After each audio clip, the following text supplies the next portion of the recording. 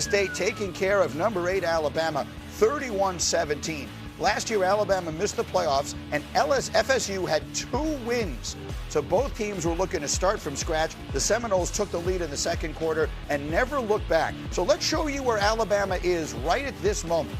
DeBoer's started his Alabama tenure looking great. Oh my God. They were 4-0. They beat Kirby Smart in Georgia. They looked like they had a rocket ship to the moon. Since then, he is 4-5 in games against FBS teams. He's 1-4 as a double-digit favorite away from Tuscaloosa. Nick Saban in 17 years was 63-4 in games like that. So, Heather, bad game or bad sign for Alabama? Yes. The answer is both, Greeny. I mean, look, it wasn't just about the loss. It was how they lost.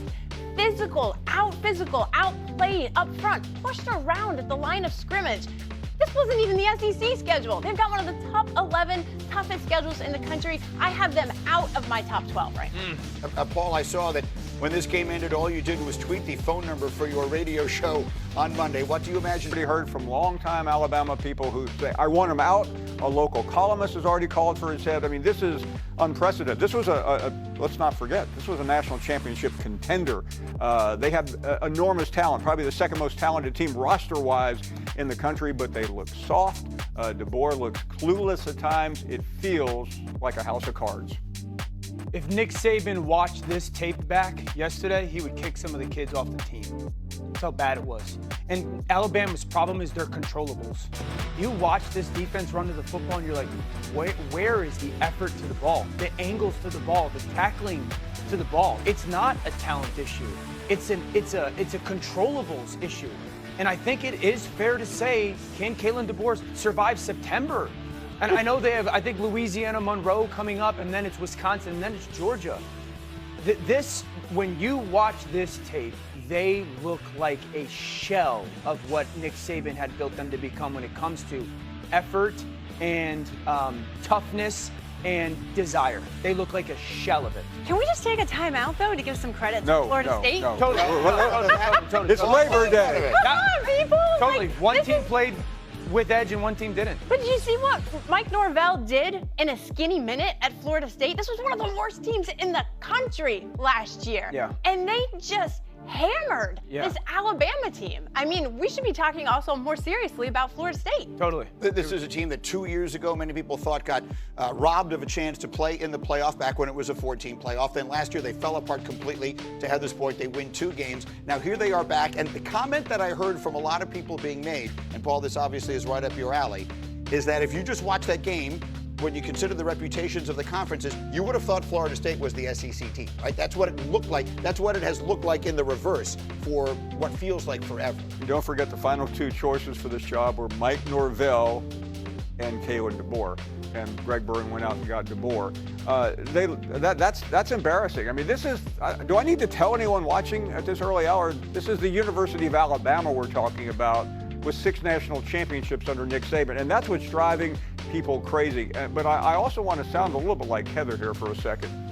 You can call for his firing all you want, but there is a financial reality. It would cost close to $70 million. Now this is, Texas A&M bought off Jimbo Fisher a couple of years ago at 76. That's oil money. Alabama doesn't have oil wells. It is somewhat of a challenge state, and I don't think even if the season goes under, they're going to be able to get rid of him. Okay, so we'll keep a very close eye on them. Then we get to the Saturday night showdown of the 2 Tigers, the 2 Death Valleys, and this one lived up to the hype. Garrett Nussmeier throwing a go-ahead 8-yard touchdown pass in the 4th quarter. Number 9 LSU rallying past number 4 Clemson, 17-10. It's the first season opening win since 2019 for LSU. Oh, by the way, they wound up winning the national championship that year. They stifled Clemson quarterback Cade Klubnik. He was 19 of 38, 230 yards and an interception. So I'm cheating because you already told me the answer. But Heather, when the rankings come out this week, where should LSU be? LSU should be the #1 team in the country. They went on the road. Ohio State won at home, albeit against a good team, and they beat a good team soundly. They made them one-dimensional. They exposed that. They limited them 31 rushing yards, like 1.9 yards per carry. Ridiculous. But the thing about LSU that's different is the defense, and Brian Kelly stressed this all offseason. They proved it. They backed him up. He said, we have a defense capable of competing at the national title level. And the statistics, when you talk about defense, show they still win championships. First 3 years under Brian Kelly, their offense great, defense average, right? Look at the last 3 national title winners.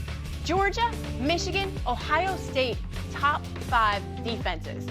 Brian Kelly has a complete team capable of competing for the national title. Brian Kelly, finally, we all remember last year when he loses the game and he's pounding on the lectern, and now what do we say about him this morning? We're saying he is no longer on the hot seat. And I say that, and people go, what are you talking about? I mean, I hear from LSU fans every day, and had he lost that game, Greeny, he would have been roasted today along with Kalen DeBoer and Steve Sarkisian, but that is not the case anymore. He went out into the portal, which he refused to do the year before, and he spent big money, and it paid off. And that's the theme of college football right now. He's got the best quarterback in the country, though. I mean, Garrett Nussmeier is the best quarterback in America. That's where I wanted to go, because I watch all these games through 2 eyes. One, as a football fan, 2, as the person who's going to be hosting the draft in April. And so I'm watching those 2 quarterbacks in particular, Nussmeier for LSU and Klubnik for Clemson. Give me the breakdown on both of them from Saturday. Nussmeier is significantly better. I think the 2 things that Garrett does better than anybody is, 1, handles the pressure of the pocket, and then the ball comes out of his hands before guys are open on a consistent basis. That should all be like,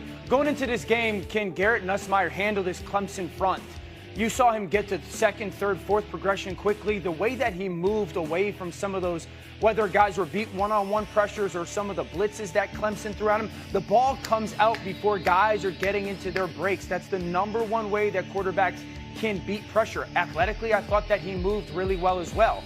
That was a stark difference to Cade Klubnik. I would tell you Cade Klubnik was much more disappointing than Arch Manning was to me, for a guy that's made significantly more starts, held onto the football, stared down the #1 receiver, threw a couple of hospital balls, and for a guy that's as physically talented as he, did not make a ton of plays outside of the, I guess, expected. So that was the disappointing element Clemson-wise, but LSU and Nussmeier were wildly impressive on the road. So they're #1. I had, I think it was Greg McElroy last week telling me he would have started the season with Clemson at #1. What does this loss mean for them?